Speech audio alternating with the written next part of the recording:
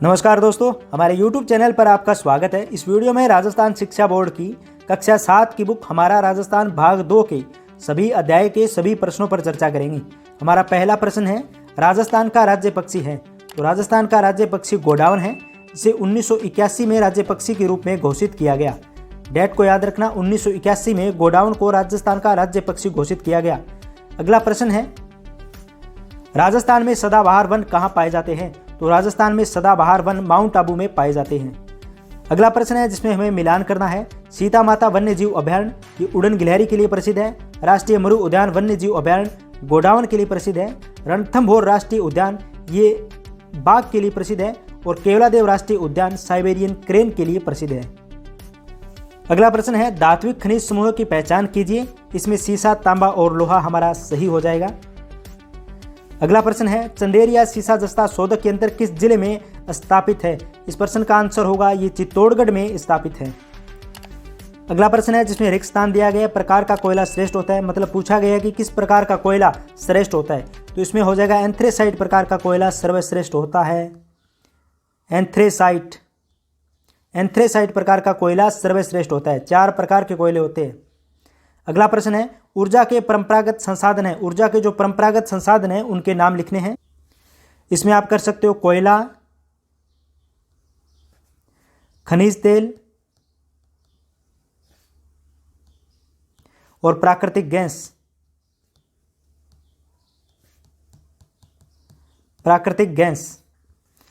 अगला प्रश्न है, ऊर्जा के गैर परंपरागत संसाधनों के नाम लिखिए। इसमें आप कर सकते हो सौर ऊर्जा, पवन ऊर्जा और बायोगैस ऊर्जा। अगला प्रश्न पूछा है, 2 धात्विक खनिजों के नाम बताते हुए उनके संबंधित जिले लिखिए। इसमें आप एक कर सकते हो लोहा और दूसरा कर सकते हो मैग्नीज।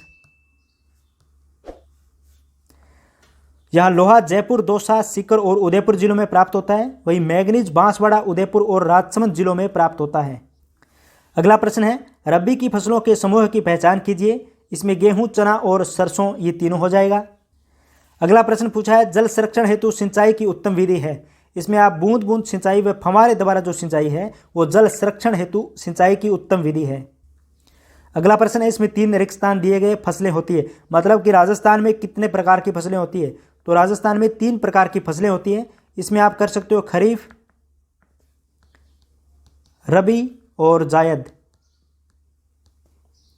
अगला प्रश्न है, एशिया का सबसे बड़ा कृषि फार्म राजस्थान के में स्थित है। मतलब राजस्थान के कौन से जिले में स्थित है। तो ये सूरतगढ़ तहसील श्रीगंगानगर में स्थित है। सूरतगढ़ में स्थित है ये श्रीगंगानगर जिला। सूरतगढ़ तहसील श्रीगंगानगर जिले में। अगला प्रश्न है, राजस्थान में सिंचाई के कौन कौन से साधन हैं। तो राजस्थान में नलकूप, नहरें और कुएं। अगला प्रश्न है, राजस्थान में बाजरे का उत्पादन करने वाले जिलों के नाम लिखिए। इसमें आप अलवर, जयपुर, सीकर, नागौर। अलवर, जयपुर, सीकर और नागौर। उसके बाद अगला प्रश्न है, कृषि विपणन बोर्ड मदद करता है। तो कृषि विपणन बोर्ड किसानों की मदद करता है। अगला प्रश्न है, कृषि उपज मंडी में मध्यस्थों से वसूला जाता है। मध्यस्थों से लाइसेंस शुल्क वसूला जाता है। अगला प्रश्न है, मंडियों की स्थापना तथा विकास के लिए राजस्थान में की स्थापना 1974 में की गई। इस प्रश्न का आंसर होगा कृषि विपणन बोर्ड। कृषि विपणन बोर्ड की स्थापना की गई। अगला प्रश्न है, सार्वजनिक वितरण प्रणाली द्वारा को खाद्य वस्तुएं सही दाम पर मिलती है। मतलब सार्वजनिक वितरण प्रणाली द्वारा खाद्य वस्तुएं सही दाम पर किनको मिलती है। तो ये निर्धन वर्ग के लोगों को सही दाम पर मिलती है। निर्धन वर्ग के लोगों को।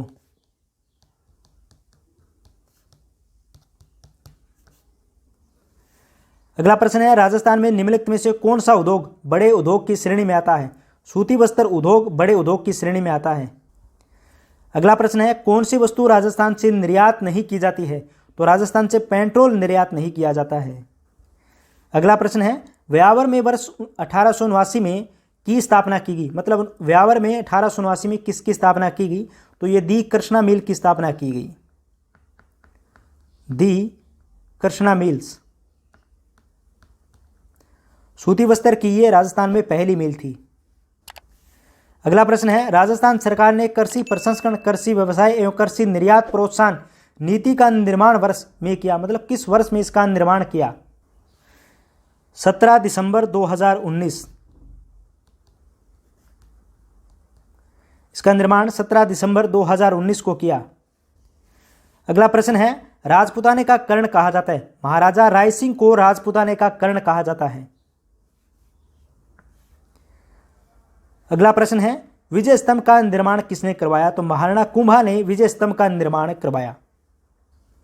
अगला प्रश्न है, ज्योतिष अध्ययन के लिए जंतर मंत्र वेधशालाओं का निर्माण ने करवाया, मतलब किस शासक ने जंतर मंत्र वेधशालाओं का निर्माण करवाया?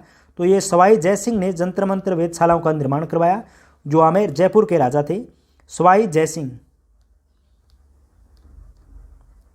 इन्होंने इन जंतर मंत्र वेधशालाओं का निर्माण भारत में 5 जगह पर करवाया था। इनमें एक है जयपुर, दूसरी है उज्जैन, तीसरी है मथुरा, चौथी है दिल्ली और 5वीं है वाराणसी। इस प्रकार 5 जगहों पर जंतर मंत्र वेधशालाओं का निर्माण सवाई जयसिंह जयपुर के शासक ने करवाया। अगला प्रश्न है मित्रों, प्रसिद्ध कवि चंद बरदाई ने की रचना की है? तो प्रसिद्ध कवि चंद बरदाई ने पृथ्वीराज रासो की रचना की है। पृथ्वीराज रासो। अगला प्रश्न है, महाराजा सूरजमल कहाँ के शासक थे? महाराजा सूरजमल एक जाट राजा और ये भरतपुर के शासक थे। भरतपुर रियासत के ये शासक थे। अगला प्रश्न है, महाराजा जसवंत सिंह की किन्हीं 2 पुस्तकों के नाम लिखिए। देखो, महाराजा जसवंत सिंह ने काफ़ी पुस्तक लिखी है। इनमें आप 2 पुस्तकों के नाम आनंद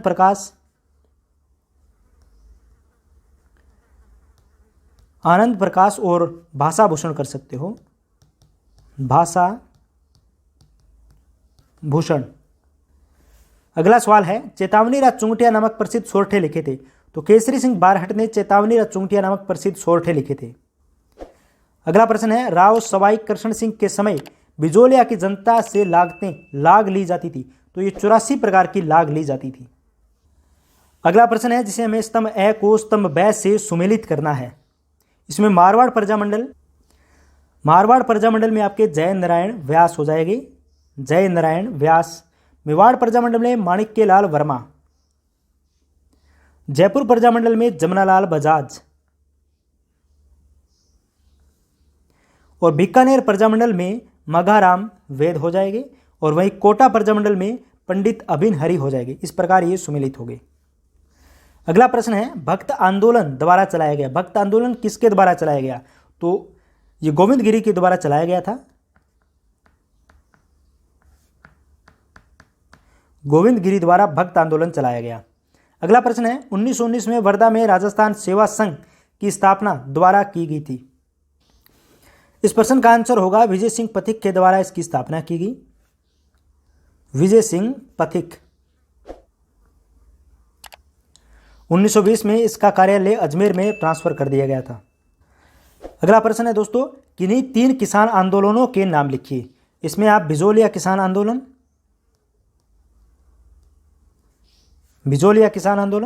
बूंदी किसान आंदोलन और अलवर किसान आंदोलन कर सकते हो।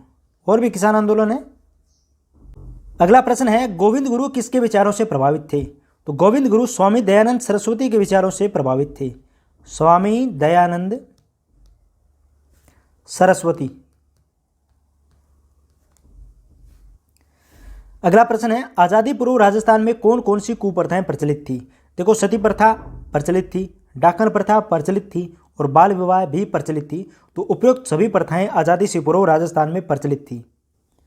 अगला प्रश्न है, 1819 में आधुनिक शिक्षा का पहला स्कूल कहाँ खोला गया? तो ये अजमेर में खोला गया था। अगला प्रश्न है, जिसे हमें मिलान करना है, दास प्रथा क्या थी? दास प्रथा एक कुरीति थी।